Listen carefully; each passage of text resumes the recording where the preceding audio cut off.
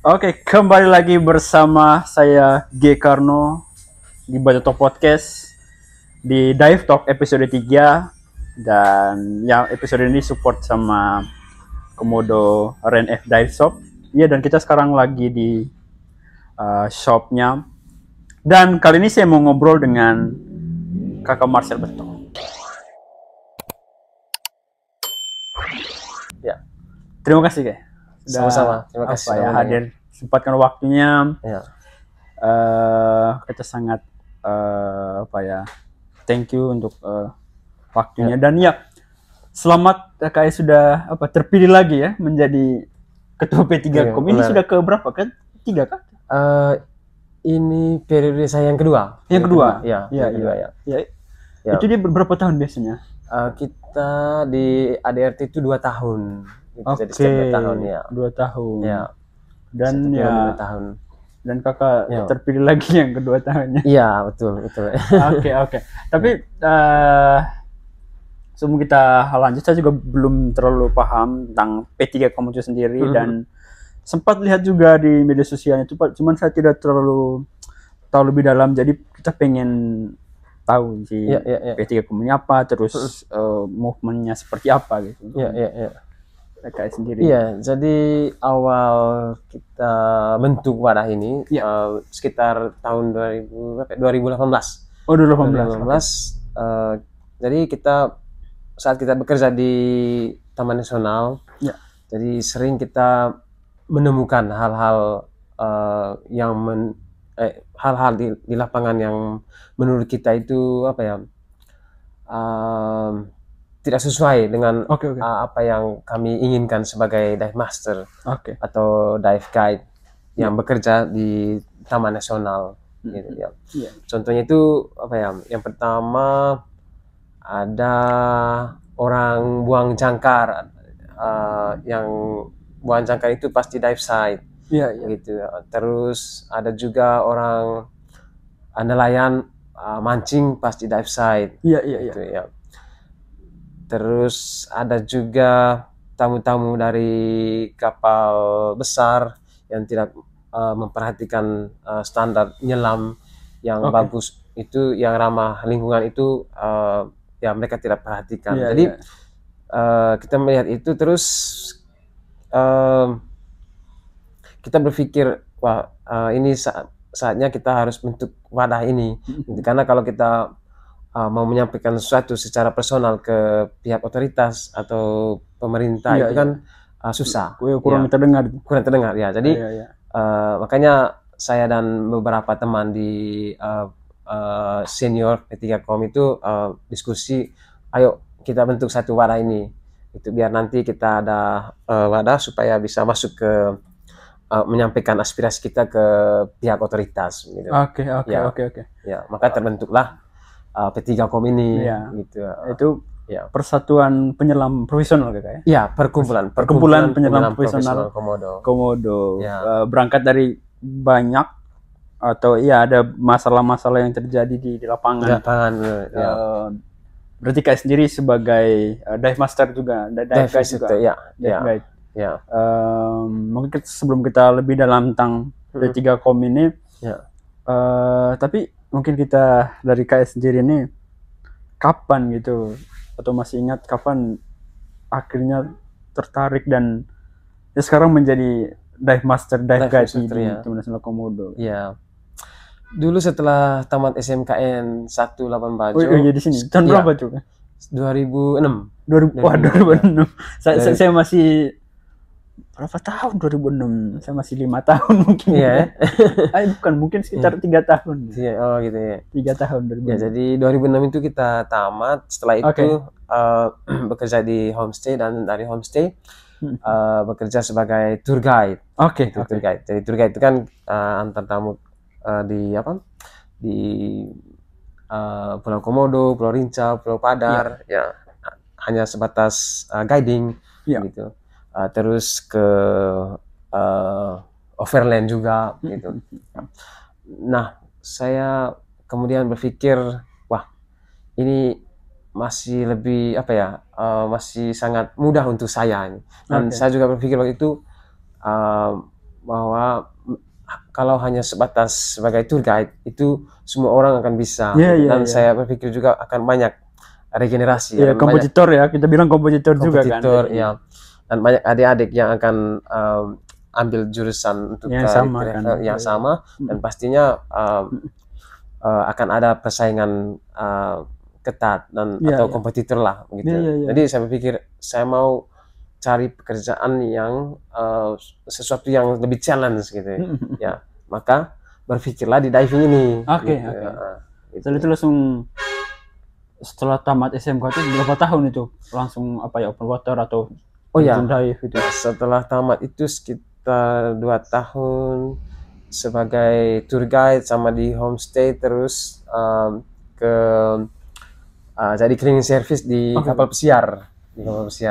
Nah, di kapal pesiar itu saya menemukan teman ya yang menginspirasi saya untuk bisa belajar diving. Apa yang beliau ceritakan, apakah gajinya besar nih atau peluangnya besar atau? Waktu itu saya tidak fokus ke gaji sih. Ya, saya lebih suka karena kan saya di sana berbeda gitu ya. Iya, karena kan saya ini tuh bartender di sana gitu, cleaning service terus bartender. Terus setiap kali tamu naik itu selalu nyata, wow, that was amazing dive. Jadi kita kan seru juga nih di dalam air. Jadi penasaran kan, gitu ya udah. Kebetulan yang cruise director di situ menyampaikan kepada saya bahwa, Marcel, kamu tuh harus belajar diving gitu. Kamu bahasa Inggrisnya bagus, terus kelakuan bagus, terus kamu udah do your best untuk perusahaan ini. Jadi saya mau kamu itu belajar diving. Oke.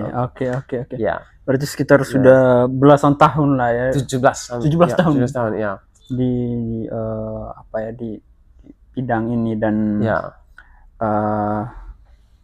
terpilih pertama kalinya tahun berapa? 2018 itu. Atau untuk menjadi ketua? Ketua. Untuk menjadi ketua 2020. 2020 ya. Sudah maksudnya tahap 2. Apakah itu membebani kakak atau gimana waktu itu? Akhirnya menjadi ketua itu ya bukan apa ya, ini beban sih. Beban ya. Tapi saya ngambil positif aja sih, karena di zaman sekarang itu pengembangan diri itu bagus, sangat baik itu untuk investasi untuk pengembangan diri itu perlu gitu ya. Jadi di sini kita belajar bersabar, manage waktu, terus memanage teman-teman gitu. Pokoknya banyak hal positif yang dibaca sih. Oke. Dan saya juga terdorong dengan hati nurani saya karena memang saya pengen untuk berkontribusi menjaga kelestarian Taman Nasional Komodo. Jadi cara yang paling tepat itu harus melalui organisasi. Iya, benar. Oke. Tapi selain tadi mengatasi beberapa masalah yang ada di lapangan dan juga ada kemauan kakak sendiri untuk membentuk organisasi. Benar. Tapi seberapa penting sih sebenarnya, atau kenapa organisasi P3 Komunitas ada di Labuan Bajo sebenarnya? Ya, penting sekali. I think more lebih daripada mengatasi masalah itu, menurut kakak gimana? Iya, organisasi ini ya. Yang pertama begini, organisasi ini sekarang dulu memang wadah ya, sebagai wadah untuk menampung aspirasi teman-teman, disampaikan ke pihak otoritas. Dan sekarang setelah saya pelajari, setelah saya jalani sebagai ketua itu ternyata sekarang bukan hanya sebagai wadah saja gitu. Jadi sekarang anggota yang ada di dalam itu anggota profesional, dan kita punya komitmen dari dalam hati untuk bersama-sama menjaga kelestarian di Taman Nasional Komodo. Tapi kita lebih khusus ke wisata baharinya, ya, bukan ke komodonya, bukan ke daratnya, bukan ke burungnya, kita lebih ke wisata baharinya. Gitu ya. Jadi kita punya komitmen untuk menjaga itu, karena dari bantuan kita sebagai penyelam itu pariwisata di Taman Nasional Komodo ini sudah pelan-pelan bergeser pelan-pelan bergeser. Apalagi akhir-akhir ini ya. Iya, menurut point of view dari kami ya, dari penyelam. Ya. Tapi kalau sebenarnya saya tidak terlalu yang mengikuti sekali di media sosialnya, tapi yang program-program yang kakak bikin yang sejauh ini yang masih berjalan itu apa saja sih? Ya program The Dive juga, program ke masyarakat juga. Iya. Jadi di prode saya sebelumnya itu saya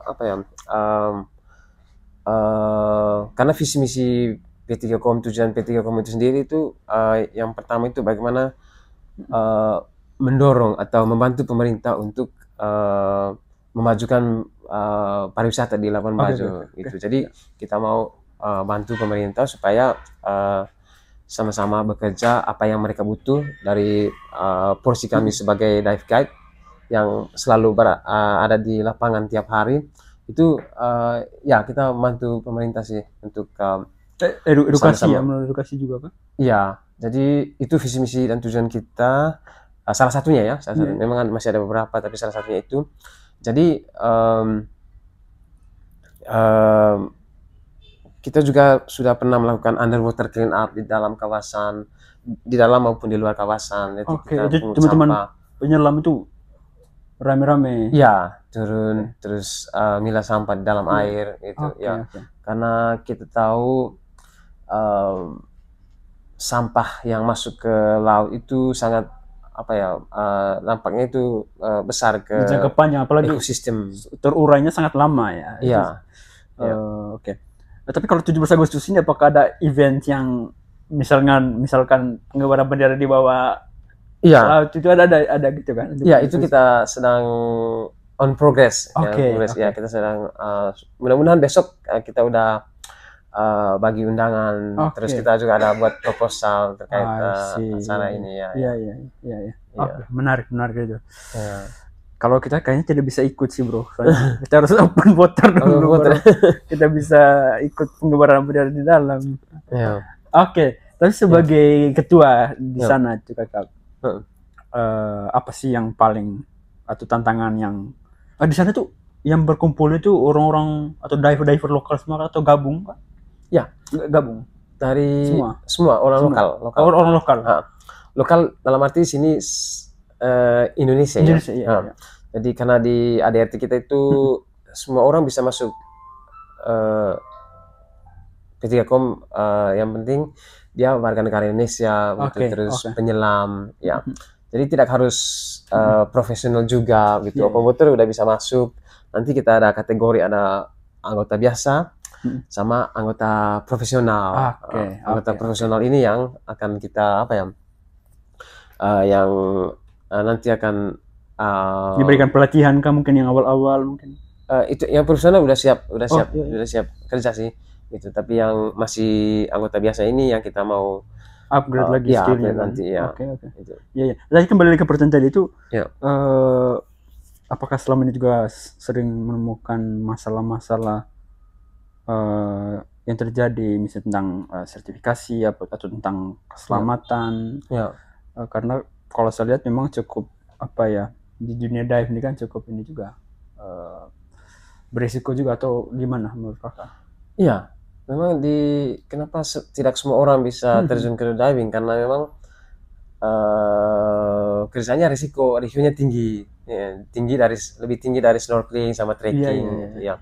Nah, butuh orang yang benar-benar punya passion dan punya kemauan lah gitu di bidang itu. Jadi risikonya tinggi. Tapi kan kalau kakak lihat selama ini angkatan-angkatan baru semakin banyak atau gimana yang ada yang kemudian masuk gitu? Semakin banyak. Teman-teman adik-adik udah banyak yang tertarik juga untuk terjun ke dunia diving.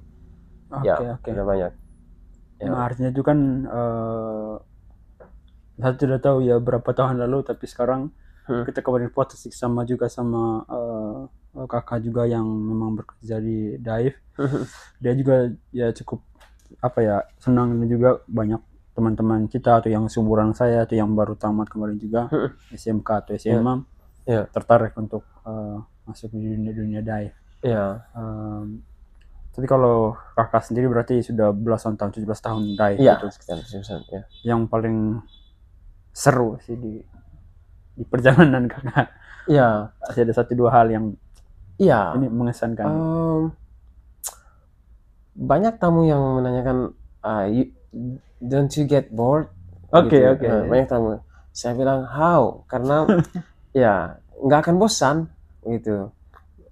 Karena tiap hari itu kita melihat sesuatu yang berbeda gitu. Terus menyelam di kawasan di Taman Nasional Komodo ini it's not only about seeing the fish ya. Tidak hanya karena kita melihat ikan, tapi kita juga sensasinya itu dapat gitu, karena ada arus, ada drift dive, ada clinical dive, sehingga selalu sesuatu yang berbeda gitu. Ya, itu fun-nya dapat, apalagi kalau kita udah paham benar tentang ekosistem di dalam laut.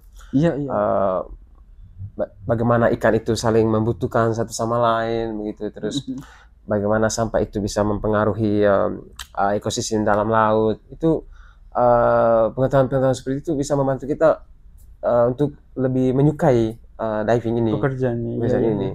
Dan yang paling saya suka juga, artinya semua dive master, dive instructor itu beda-beda ya.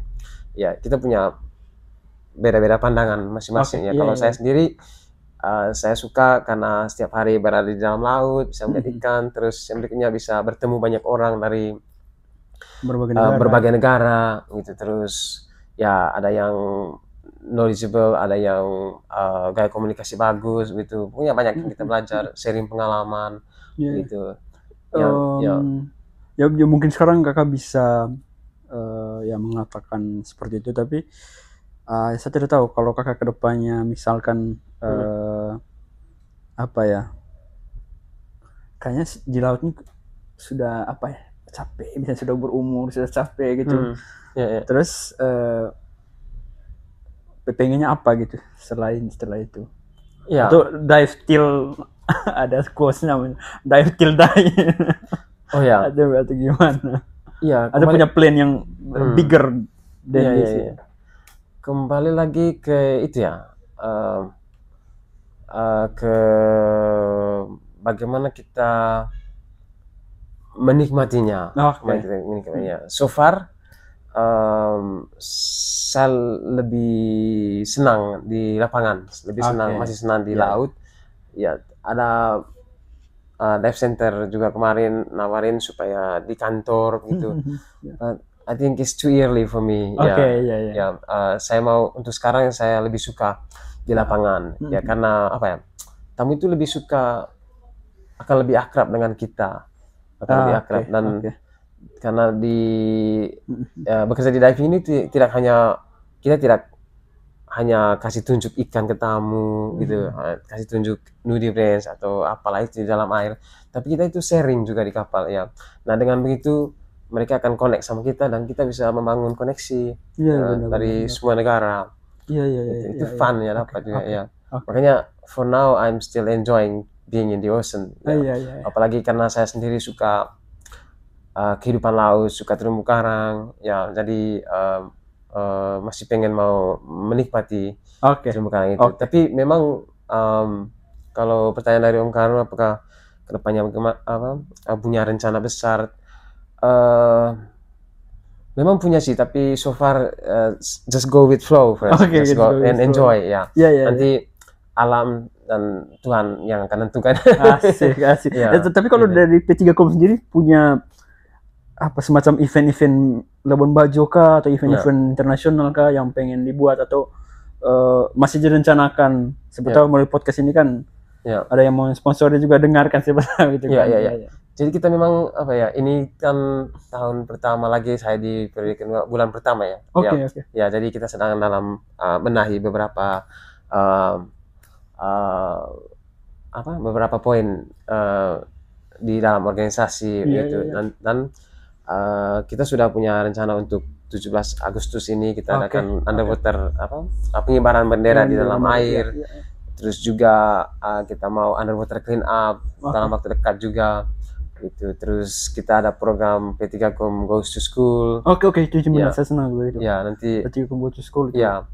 ada beberapa lembaga pendidikan, ada SMKN 1, SMKN 3, ada Politeknik Air Bajo, nanti beberapa sekolah yang memiliki jurusan yang kesana, yang relevan lah dengan dunia diving atau pariwisata. Oke. Terus saya mau tanya tentang ini sih, isu-isu yang terjadi belakangan ini di Taman Nasional Komodo, tepatnya di Pulau Padar.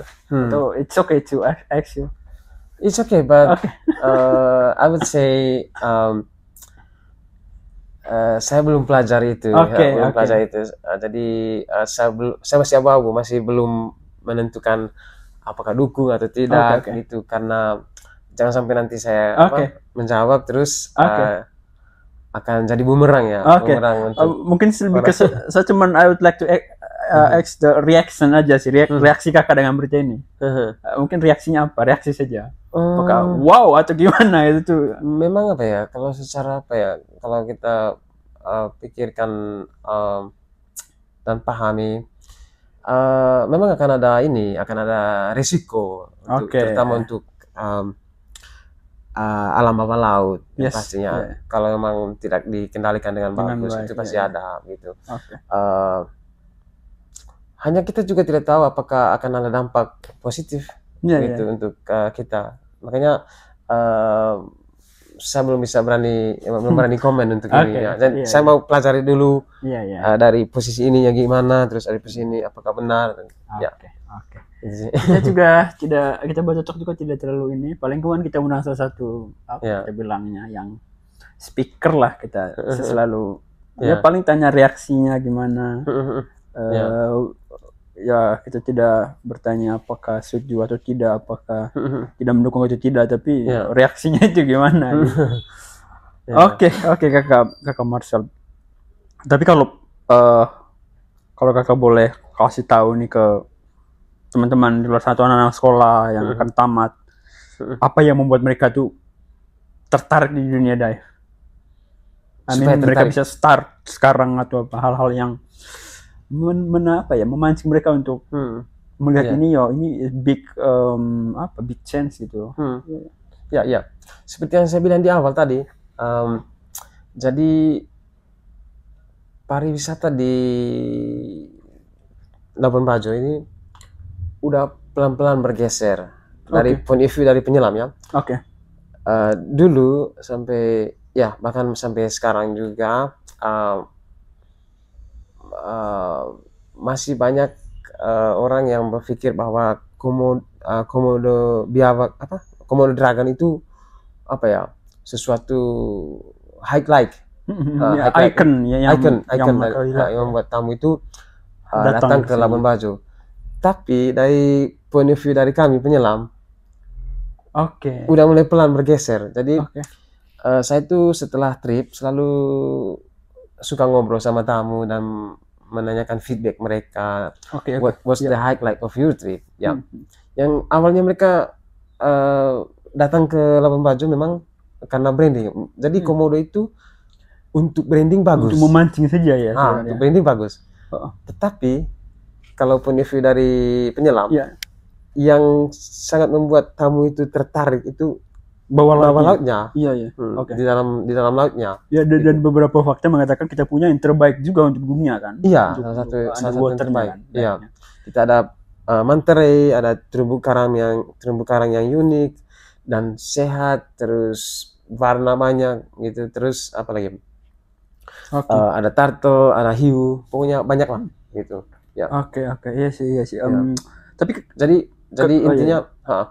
intinya karena ini udah mulai bergeser, jadi saya sarankan adik-adik supaya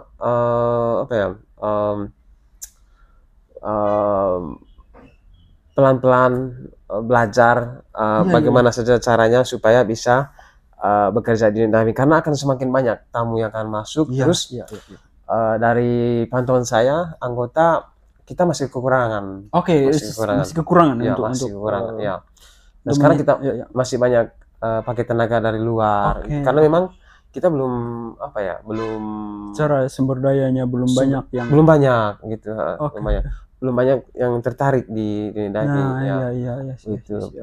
Padahal ini apa ya, menurut saya pekerjaan yang sangat bagus lah gitu ya untuk perekonomian ya. Iya, iya. Tapi dari P3Com punya program-program yang untuk memberikan sertifikasi atau mengangkat teman-teman yang baru ini untuk ya.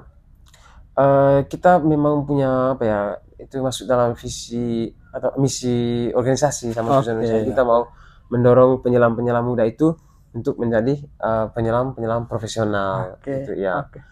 Ya, kita memang punya program itu gitu. Hanya memang kita butuh berapa proses gitu, harus bekerja sama dengan pemerintah. Iya, gitu. Iya. Perlu kolaborasi dari semua pihak. Semua pihak, betul, ya. Oke deh, thank you Kakak Marcel. Mungkin ada hal-hal yang pengen disampaikan juga kepada siapapun, mungkin kepada pemerintah, mungkin atau kepada masyarakat, atau mungkin kepada teman-teman dari manapun yang akan hadir dalam baju untuk dive gitu. Terakhir.